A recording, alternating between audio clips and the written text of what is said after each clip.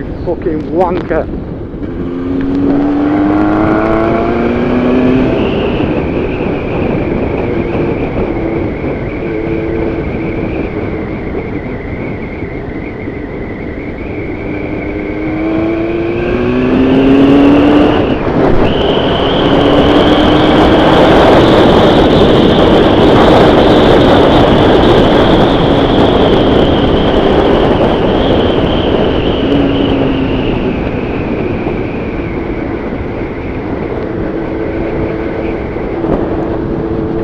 CV63 YGL. You could have killed a fucking biker, you little cunt.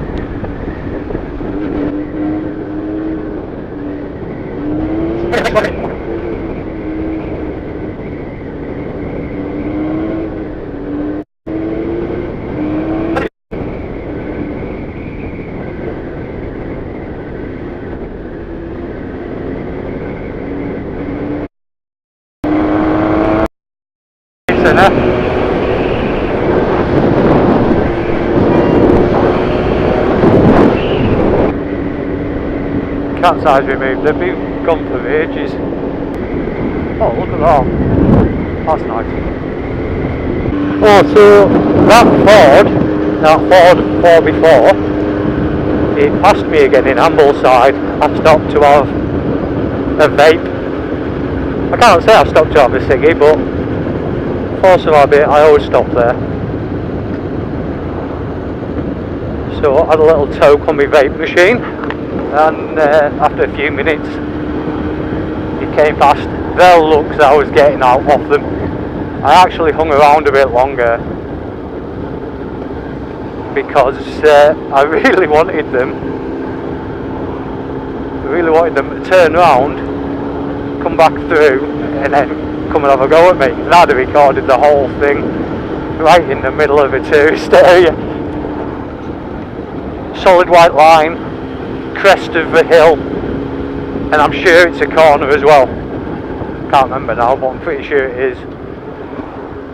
On a well-known motorbike lovers road, you know, we all love this road. It's a great road, even in the wet. And that was a bad move. And there's a rally on, so that puts another 150-200 cars on the road. And he's driving like that. Maybe should have checked my tyre pressures before I come out. Because when I hit the grooves in the road, it's hitting them like it's got a widened track tyre on. It might just be because I'm on this bike, I don't know. But oh, well, anyhow, I am back on the chop. This is going to look all messed up to anyone that knows this road. But yeah, the Yamaha, the Phaser, obviously I showed on my video from last week, or whenever it was, that the speedo stopped working. So, that was my fault, that. So the front end came off, did loads of messing about, checking here, there, electrical currents and stuff. And I don't like electrics, I'm a mechanical guy, not an electrical guy.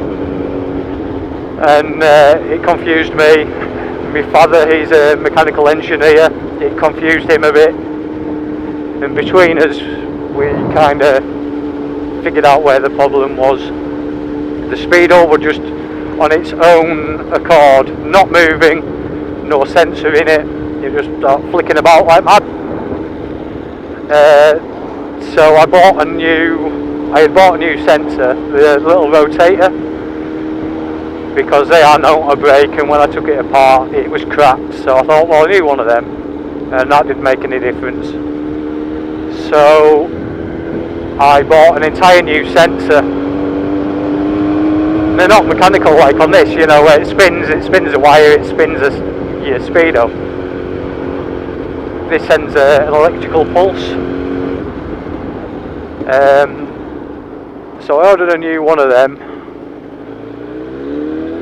well, I say new, the new ones are £100, including the little rotator. The rotator cost me 24, so when I went online I found one for £30 second hand, said in working condition. Fitted it and it didn't work, but there were some changes in voltages in a positive way, so I realised it was a sensor that was broken on the original one, but this was an okay sensor. And I looked at the wires and it was slightly damaged, so cut the wires, soldered them up, got that working. Started her up and I could hear the exhaust was blowing a bit, so I thought, right, let's just nick them up. Had a look at the head's gone again, exhaust nuts and studs, completely corroded. If I touched them, it'd have snapped and I wouldn't have been able to use it. So I went online, bought some new studs for like £8, 8 or 9 quid, and some new exhaust gaskets obviously. So they're going to come next week. But I knew there was a possibility I wouldn't have the Yam back on the road, so while waiting for parts I took this out.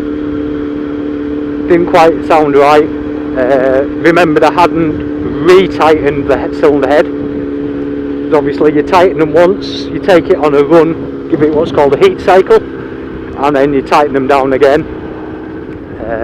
So that was done.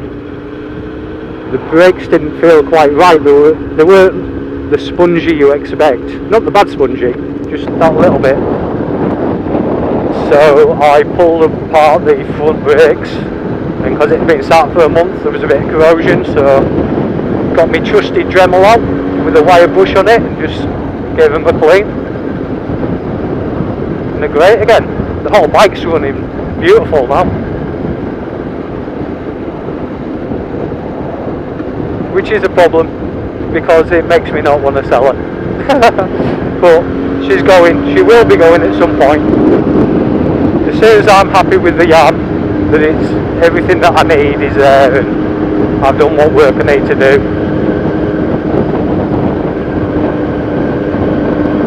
it's quite weird. It's a really tidy bike in places, but being allowed to go downhill in others. Exhaust studs knackered, paint flaked off, so I've painted bits up, and it's been weird. What's really weird is the engine got rebuilt not that long ago, apparently. It's about 12,000 miles ago, so it makes me wonder.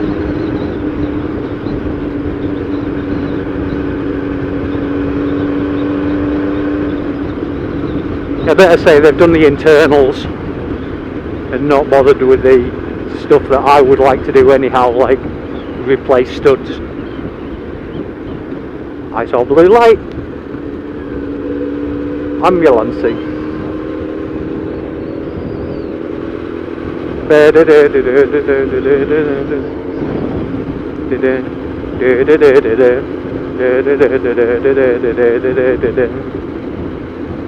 So I was also going to go early this morning, extend my trip a bit and go down to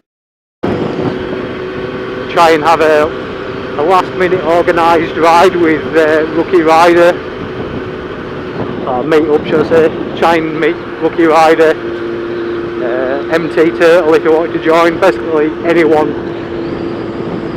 who would want to join us.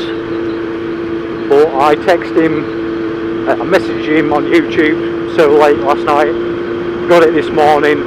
What I was doing up at 6 o'clock in the morning I do not know.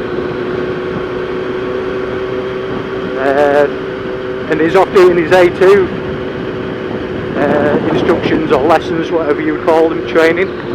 So good luck, Rookie. I hope you do well on that, mate. Get you onto some bigger bikes. And the way the government goes, by the time you can ride something like this, you won't actually be allowed to. because the government are clamping down on bikes so bad. And that A1, A2 licence bollocks is a prime example.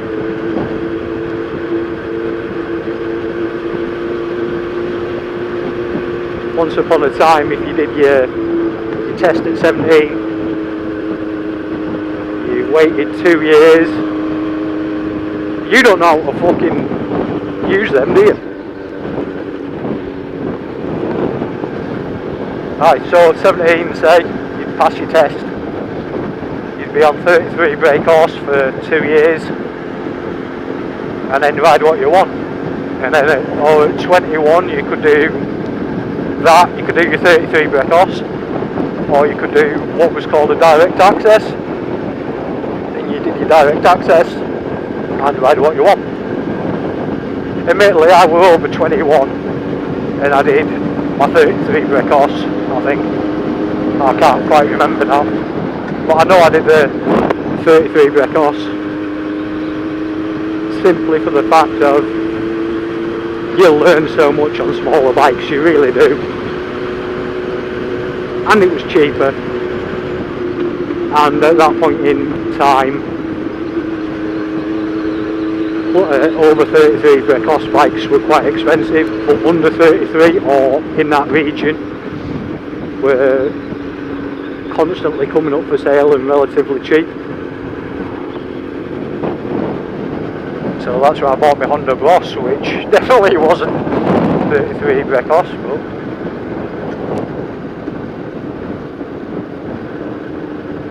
right, so I think it's time for coffee, and I haven't had any dinner yet. And that says 12 o'clock, it definitely isn't, because I set off at 12 o'clock. Right, so I watched a video, and it looks like you can't go straight up there. I have so many times.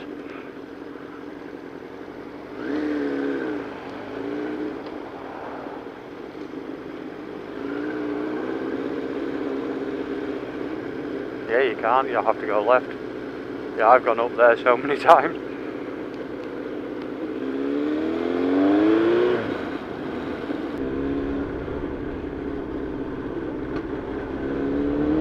Crossing there!